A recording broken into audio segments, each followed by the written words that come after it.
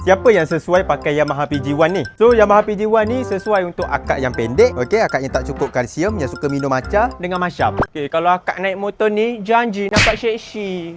Janji. So yang abang suka dengan motor ni, okey, design dia sangat klasik, retro, nampak estetik habislah, dengan lampu depan dengan belakang dia ni bulat tau. Tapi dia still pakai mentol lah.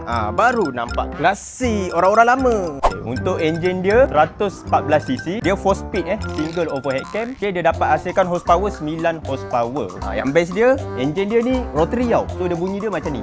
Brang.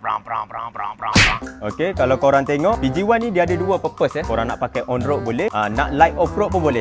Sebab tu dia bagi rim yang berlidi macam ni, dengan tayar dia pun tayar off road lah. Aku sangat suka dengan meter klasik macam ni. Mungkin sebab aku dah bosan tengok meter digital kan. Korang tengok display dia bagi aku cukup lengkap lah. Ada indikator gear. Okey, kalau korang pakai motor ni tempat jalan yang tak rata, dia best. Sebab apa? Dia punya suspension ni lembut. So korang tak sakit tau korang punya otot tu. Tapi kalau korang nak main corner, rasalah dia punya gelong tu sebab dia lembut kan. Tangki minyak dia duduk bawah seat So untuk tangki minyak dia, kapasiti dia 5.1 liter. Bagi aku tak besar tak kecil.